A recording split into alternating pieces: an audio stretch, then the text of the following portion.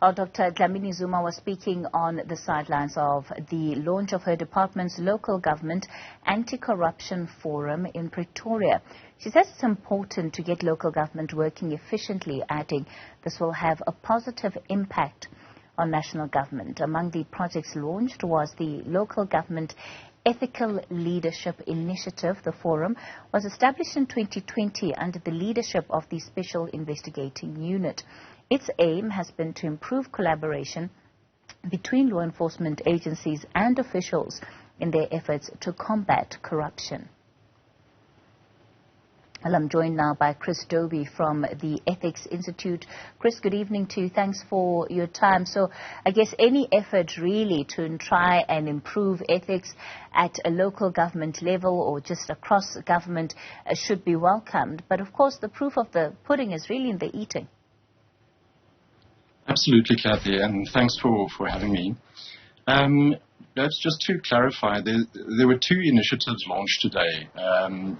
If you sort of use anti-corruption language on the proactive side and the reactive side. On the proactive side, we've got the Local Government Ethical Leadership Initiative, and on the reactive side is the Local Government Anti-Corruption Forum. And the Anti-Corruption Forum is basically a forum where law enforcement agencies talk about the reactive side of things. So once corruption has taken place, to improve coordination around the closure of cases, to improve accountability, as we know, is really, really important. Our project that we are driving at the Ethics Institute is the Local Government Ethical Leadership Initiative.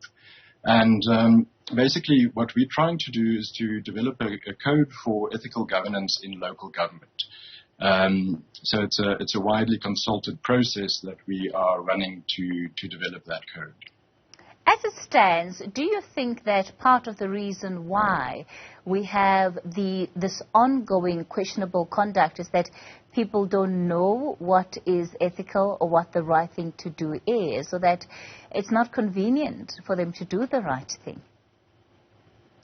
I don't think it's so much a case of some people, I think, don't know what the right thing to do is. But what we found in our research is that there's a lot of practices that are really destructive to ethical leadership in local government. It makes it difficult to lead ethical in local government if certain things are in place. So in other words, if you have a very politicized administration, it makes it difficult for people to lead ethically. People without the right skill sets makes it difficult for people to lead ethically. So what we're trying to do with this code is not necessarily to tell people what right and wrong is, but to give them tools to know how to better govern so that there's an environment that makes it easier to lead ethically. Ultimately, it requires a shift in culture and really saying that, you know, they're the interests of the people that municipalities serve that should come above any other interest. And I wonder, what you have found the role of politics to be in terms of contaminating the environment and adding to the difficulty of ethical leadership? Yeah. I think one should be careful of painting politics as inherently negative and inherently bad, or politicians. There's a lot of really, really good politicians who are trying to do a lot and to change a lot.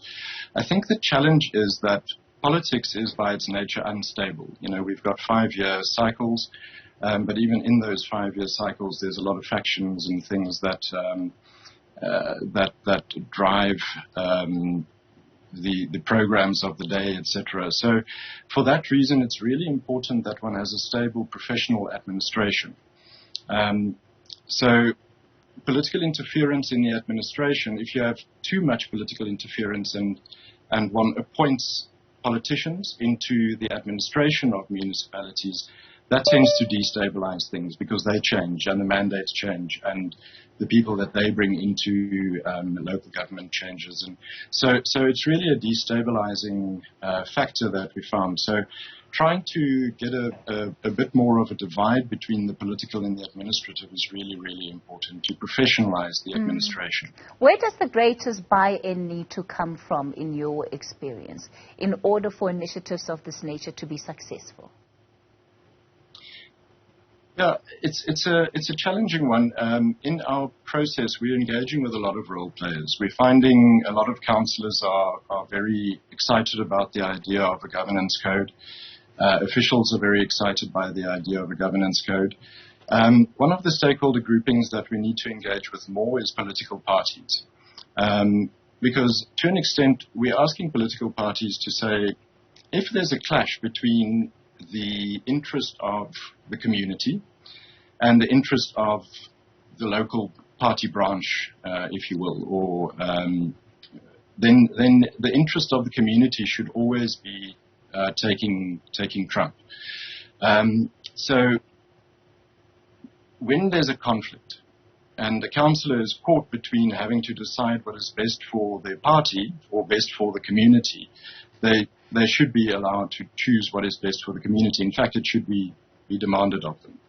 And that's what communities want. Chris Dobie, let's leave it there for this evening. He is with the Ethics Institute.